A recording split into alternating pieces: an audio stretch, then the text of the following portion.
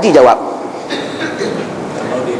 Dia mengaji tapi dia tak faham, wajib beramal tak? Wajiblah. Tahqiq tu dah lah wajiblah lagi. Baju oren, dia dah mengaji, dia tapi tak reti, dia wajib beramal tak?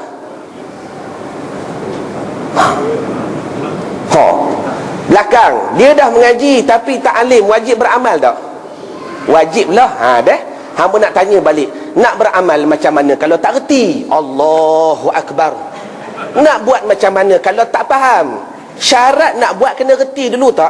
Sebab tu dalil tuan-tuan panggil ulama begitu banyak dah. Ulama telah mensyarahkan amalan orang yang jahil Tuhan terima tak? Tak terima. Tuan-tuan pusing saja fakta. Bermakna dengan kejahilan tak wajib beramal. Tapi ingat dah, mengaji biar sampai muka surat yang habis. Tapi orang itu wajib usaha lagi untuk faham. Cuma hamba nak syarah, tak dia kata malam ni tak nampak apa yang dia mengaji, tak nampak apa yang dia syarah, maka ulama kata tak wajib beramal. Tapi dia usaha, dia wajib berusaha untuk faham.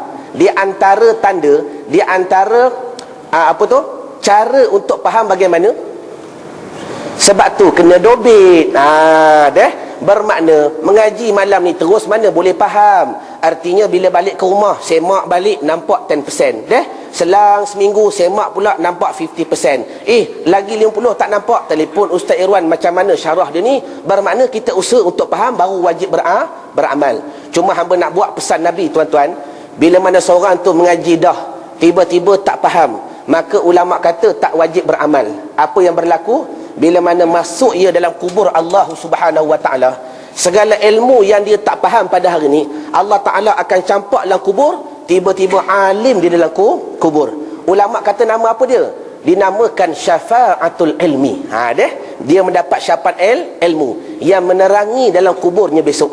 Berbeza golongan kedua yang mengaji pada malam ni, kemudian dia faham, tiba-tiba dia tidak beramal. Agak-agak masuk dalam kubur, kenapa? Kena beduk dengan Tuhan kena bedal dengan Tuhan. Jadi hebat pada malam ni, orang yang faham ke yang tak faham? Allahu Akbar. Nescaya kita kata ustaz, kalau begitu hebatlah orang tak faham. Dahlah kawan tu tak faham, tak wajib beramal pula, masuk dalam syurga dan kubur dapat syafaatul ilmi. Kami ni mengaji, dahlah faham, malas pula beramal, masuk dalam kubur kena beduk pula. Sebab tu mengaji biar sampai habis. Yang ulama kata yang orang-orang mengaji tak faham itu, dia memang ada pen buku dah. Tapi yang ramai pada malam ni golongan ketiga, yang memang sengaja buat-buat tak nak faham. Jaga tuan-tuan. Kalau tuan-tuan masuk kubur, tuan-tuan dulu kena bedal dengan Tuhan. Allahumma salli ala Muhammad. Maaf, hamba nak seloroh dengan tuan-tuan saja. Habis satu. Jadi hari ni yakin, tiap-tiap yang berlaku, tiba-tiba bila tak berhasil, nescaya Allah Ta'ala akan menyimpan natijah itu untuk penghasilan dalam kubur. Satu. Yang kedua, bersabda Nabi SAW, bila kita berdoa kepada Tuhan, ya Allah nak tu, ya Allah nak ni, tiba-tiba Tuhan tak bagi, jangan kata Tuhan tak bagi. Kita yakin dalam makam doa ada bilik yang kedua, namanya bilik muhasarah. Dalam muhasarah ni pula Tuhan simpan di mana? Yakni Tuhan simpan di yaumil mahsyar. Baik, macam mana contoh doa yang disimpan di yaumil mahsyar? Pernah bersabda Nabi SAW, tuan-tuan, bila mana kita berdoa dalam keadaan jahil bila mana kita berdoa dalam keadaan tak tahu syarat dan sebagainya, maka kata Nabi, kebiasaan doa-doa itu tuan-tuan akan terhimpun, akan terhalang, akan terhenti. Antara mana? Yakni antara kita dengan hijab-hijab Allah Subhanahu wa ta'ala. Macam mana ibarat dia? Ibarat belon-belon yang tuan-tuan lepaskan, tak sampai ke langit, tapi terapung dipanggil apa? Siling. Bermakna maghrib kita berdoa, tiup satu belon, lepas tak sampai ke langit, sampai ke siling. Isyak pula berdoa, tiup, lepas tak sampai kepada ilmu Allah Ta'ala, sampai ke siling. Begitulah ibaratnya tuan-tuan, berhimpun begitu banyak Nabi kata kenapa berhimpun? Kerana bila mana kita berdoa dalam keadaan jahil. Hijab ni apa dia? Hijab ni bermakna dinding. Antara kita dengan Tuhan ada berapa dinding? Tak banyak. Dalam kitab Ad-Durrun Nafis, ulama kata apa? Antara kita dengan Tuhan ni tuan-tuan ada 210,000 dinding. Satu dinding pun tak nampak balik dalam dah. Bahkan antara kita dengan Tuhan ada 210,000 dinding. Ulama syarah, bukan Allah Ta'ala yang buat dinding ni tak.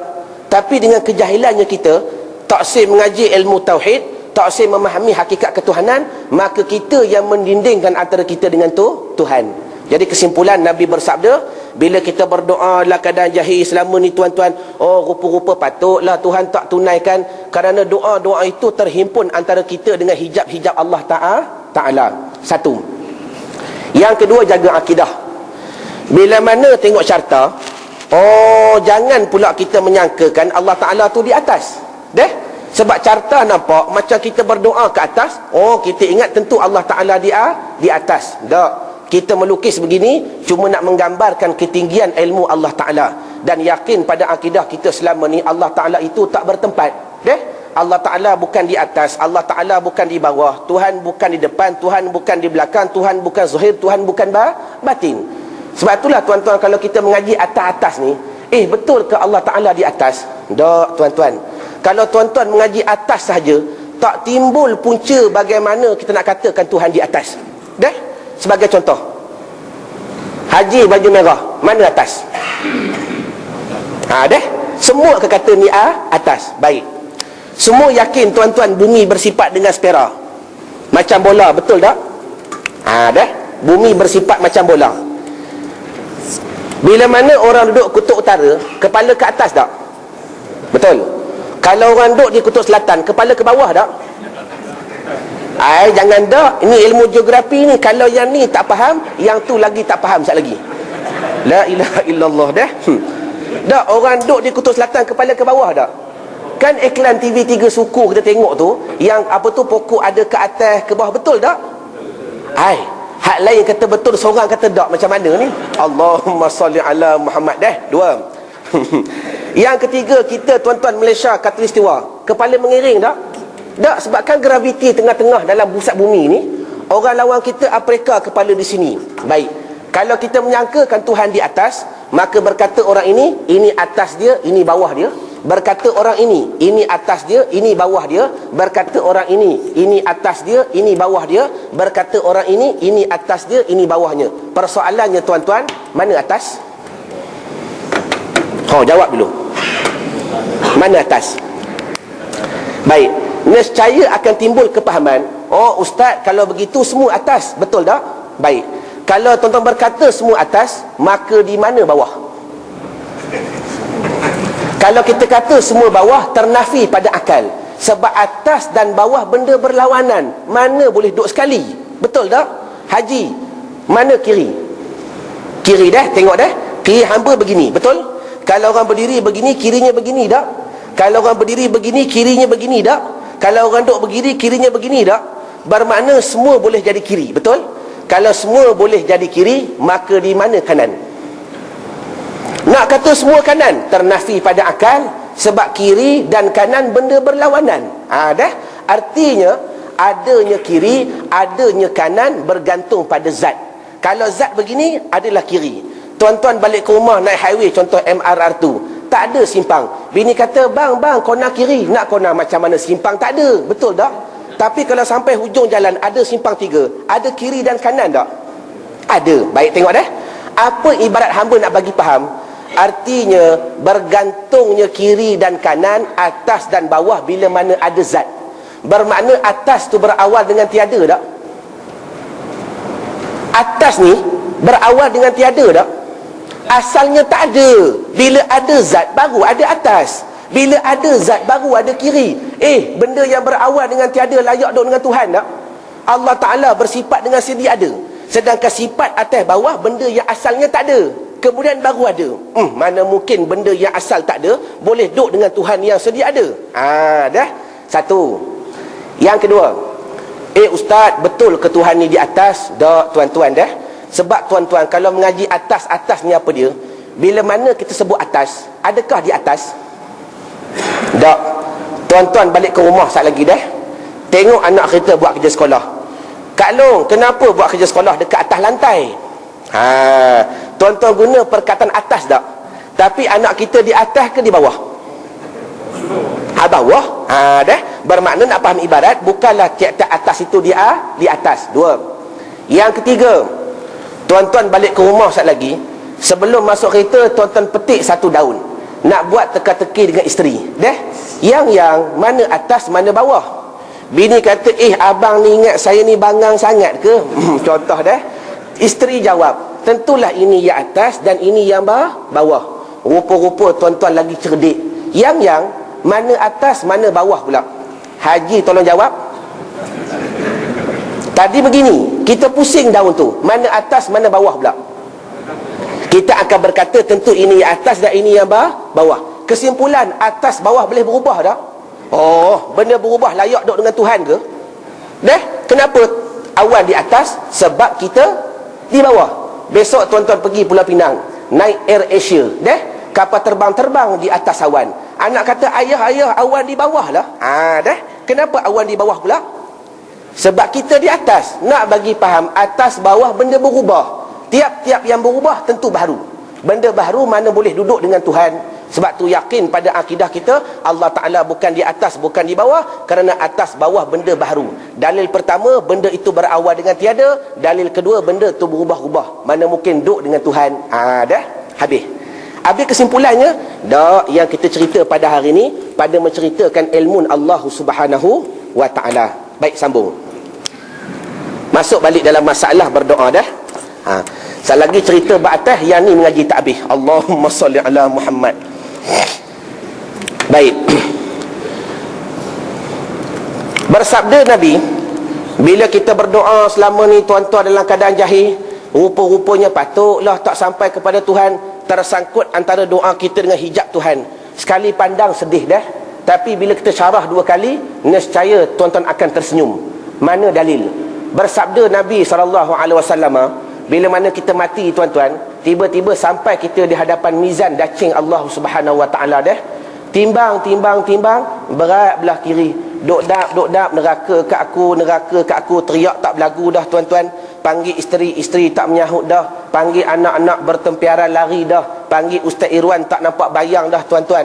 Maka ketika itu tuan-tuan mengharapkan cuma dua. Yang pertama syafaat Nabi, yang kedua rahmat Tuhan. Congak-congak balik lah masa aku dekat dunia dahulu, nak berselawat kepada Nabi, nak puji Nabi, jauh sekali. Congak-congak dekat dunia dahulu, aku nak berzikir istighfar, paling kurang pun tidak. Bermakna bagaimana syafaat nak dapat, rahmat nak dapat dah. Maka dengan tangisan itu tuan-tuan, tiba-tiba Tuhan buat apa? Timbang dah berat belah kiri ni. Maka Allah Ta'ala tuan-tuan mengambil balik segala doa yang tak termakbul dahulu. Dah? Yang terhimpun ni Allah Ta'ala ambil balik. Tuhan jadikan satu zat, bawa pada mizan tuan-tuan, letak di sebelah kanan. Maka tadi yang ringan, tiba-tibalah berat. Yang tadi kita teriak, kemudian tersenyumlah kita. Kerana apa? Sebentar lagi aku akan masuk syurganya Tuhan, oleh kerana doa-doa yang tak termakbul dahulu. Allahu Akbar. Jadi pada hakikatnya Tuhan makbul tak? Makbul. Sebab itu pernah berkata seorang sahabat Nabi SAW, kalau kita memahami maqam ni tuan-tuan, tiap-tiap kali berdoa, kalau Tuhan tak bagi pun kita kata mujur. Allahu Akbar. Kalau orang faham martabat ni tuan-tuan, tiap-tiap kali berdoa, kalau Tuhan tak tunaikan pun kita kata Alhamdulillah. Kerana apa? Kerana kita yakin balasan akhirat lebih abadi daripada balasan di dunia. Dah. Sebab tu ingat, bila berdoa Tuhan tak bagi, Allah mudah-mudahan Tuhan simpan. Dua. Yang ketiga, bila kita berdoa kepada Tuhan, maka ni nampakkan pula di tapak tangan yang kiri bilik yang ketiga. Dah? Apa nama biliknya? Namanya bilik mukafaratun. Dah? Mukafaratun. Apa makna mukafarah? Diampunkan segala dosa-dosa yang telah lalu. Yakin pada malam ini dengan yakin yang putus. Bila kita berdoa kepada Tuhan, tiba-tiba tak berubah benda tu, dah kita kata pada hati, ya Allah, mudah-mudahan kau ampunkan dosa aku dengan doa itu, dan dosa dia juga. Sebab tu muslimat dengar pada malam ni, kenapa seorang suami yang tak semayang, isteri tak boleh marah? Ada? Kerana dosa suami isteri tak tanggung. Tapi kenapa seorang isteri yang tak solat suami boleh pukul? Kerana dosa isteri suami tanggung. Satu. Kenapa bila suami buka aurat pakai seluar pendek, isteri tak boleh mencelah, isteri tak boleh tegur? Kerana dosa suami isteri tak tanggung. Tetapi bila mana isteri buka aurat, kenapa suami boleh pukul? Kerana dosa isteri suami tak tanggung. Datang satu masalah, Ustaz, oleh kerana itu bagaimana kami para isteri nak buat Ustaz? Nak tegur pun tak boleh, takut bermasam muka. Dah bila melenting sikit suami tak balik pula, tidur tempat lain dan sebagainya. Kami nak buat bagaimana? Maka ni kata Nabi, seorang isteri perbanyakkan berdoa. Yakin pada malam ini, Ustaz, kami berdoa 10 tahun dah suami tak berubah. Jangan minta berubah. Yang berubah bukan kerja kita, yang berubah kerja Allah. Nabi Nuh, ya bunayya irkam ma'na, wahai anakku naiklah kapal serta aku. Dah anak gedebel, tak apalah pak, saya akan naik di bukit yang tinggi. Kalau orang tak faham akidah, dia kata Nabi Nuh pun tak pandai ajar anak. Contoh dak tuan-tuan, Nabi Nuh cuma berusaha, yang menentukan ialah Allah. Usah kata Nabi Nuh, Muhammad satu manusia yang pernah berdepan dengan Tuhan. Ya Allah, bagilah pak saudara aku Abi Talib mengucap. Dah akhir sekali matilah Abi Talib dalam keadaan kufur tuan-tuan. Turun wahyu, ya Muhammad, bukan kamu yang beri petunjuk, bahkan aku yang bagi petunjuk. Kesimpulan dasar, kita hanya berusaha yang merubah Allah. Dah? Maka dijawab, oh habis tu Ustaz, doa kami selama ni ke mana? Yakin kalau tak berubah, mudah-mudahan doa-doa yang lalu Allah Ta'ala menghapuskan dosa kita dan dosa suami. Dah? Ya Allah, anak aku buka aurat, ya Allah, puas marah dah. Contoh, kita berdoa tuan-tuan, marah anak sokmo dah, anak tetap tak berubah. Kita yakin kalau anak tak berubah, mudah-mudahan doa tadi Allah Ta'ala simpan dan Allah Ta'ala menghapuskan dosa kita dan dosa dia. Jadi kesimpulannya, bila mana kita berdoa, kata Nabi, tuan-tuan tak dapat tiga-tiga sekali tak. Kita hanya dapat satu daripada tiga. Kalau berdoa tiba-tiba Tuhan bagi contoh, bermakna ijabah dapat, muhasarah tak dapat, mukafarah tak dapat. Satu dah. Kalau berdoa tak dapat benda tu, dak, kita bukan kata tak dapat, kita yakin tentu Allah Ta'ala simpan, ataupun Tuhan menjadikan untuk menghapus dosa-dosa yang telah lalu. Habis 3 syarat di tapak tangan yang kiri. Baik, Bismillahirrahmanirrahim. Kita masuk pula tuan-tuan 5 rukun di tapak tangan yang kanan. Dah? Yang ini lagi penting. Ingat dah? Antara syarat dengan rukun lagi penting. Contoh semayang. Apa syarat sah semayang? Tutup aurat, ada wuduk, dah? Barulah sah semayang. Bermakna rukun semayang ada 13. Tapi kadang-kadang walaupun syarat tak ada, rukun tetap kena buat. Contoh, traffic jam. Dah? Traffic jam teruk sangat, nak singgah dekat mana-mana surau pun tak boleh, tengah-tengah highway. Maka saat lagi kalau sampai dekat tempat tuju, habis waktu, kita semayang menghormati waktu. Ada wuduk tak? Tak ada wuduk. Dah? Menghadap kiblat pun tak betul. Bagi double signal, letak kereta ke tepi, semayang menghormati waktu. Allahu Akbar. Nak bagi faham, walaupun syarat tak ada, rukun tetap kena buat. Dah? Bermakna antara syarat dengan rukun, dua-dua penting, tapi rukun lagi kuat. Kesimpulan, barang siapa nak yakin dengan ilmiah bahawa doa ia diperkenankan oleh Allah Ta'ala, maka wajib pada malam ini faham 5 rukun. Dah? Bila mana hamba kata wajib faham, tak wajib tulis. Tapi syarat orang nak faham kena okey. Allahumma salli ala Muhammad. Dah? Baik. Mana dia 5 rukun berdoa kepada Allah Ta'ala? Semua pakat-pakat tengok risalah. Rukun yang pertama, dah? Bila kita berdoa kepada Tuhan, ya Allah nak tu, ya Allah nak ni, ya Allah minta tu, ya Allah minta ni, ada penentuan pada azali. Dah? Memang Tuhan tulis benda tu pada azali. Nescaya tetap kita akan dapat benda yang kita nak tu. Satu. Hamba syarah sekali lagi tuan-tuan, kita himpun ke 5-5, hamba buat satu syarah. Dah? Rukun yang kedua, tengok risalah. Bila kita berdoa kepada Tuhan, hamba yakin doa ini satu keperluan manusia. Hari-hari kita berdoa, ya Allah nak tu, ya Allah nak ni, ya Allah minta tu, ya Allah minta ni. Dah? Tak ada penentuan pada azali. Dah? Nescaya tetap kita takkan dapat. Tak dapat apa dia? Benda yang kita nak tu bermakna ijabah. Tapi muhasarah dapat tak? Dapat. Mukafarah dapat tak? Jadi hakikat tentu dapat tak? Tentu dapat. Cuma yang tak dapat ijabah. Tapi muhasarah tentu, mukafarah tentu. Oh, betul lah Tuhan kata ud'uni astajib lakum. Bila Tuhan kata perkenan, memang betul perkenan. Kerana makna perkenan ada 3. Pertama, Tuhan bagi. Kedua, Tuhan simpan. Ketiga, Tuhan hapus dosa yang telah lalu. 2. Rukun yang ketiga, bila kita berdoa kepada Tuhan, ya Allah nak tu, ya Allah nak ni dah, penentuan Allah cepat. Nescaya tetap kita dapat cepat. Nak dapat lambat tak boleh tuan-tuan. Baru ambil wuduk, niat nak sembahyang hajat 2 rakaat minta rezeki. Tiba-tiba imam tepuk balik belakang. Yuk ambillah hutang 100 yang minggu lepas. Tak minta pun. Tapi kalau penentuan cepat, tentu dah dapat. 3. Rukun yang keempat, yakin pada hati. Bila kita berdoa kepada Tuhan, penentuan Allah lambat. Dah? Nescaya tetap kita dapatlah lambat. 30 tahun tunggu dah nak menang. Contoh, Tuhan kata lambat lagi kamu nak menang. Kau sabar dulu. Dah? Nescaya penentuan tu lambat. 4. Yang kelima, yang ni maqam yang tertinggi dah. Bila penentuan ada, Tuhan tulis dah pada azali benda tu dah.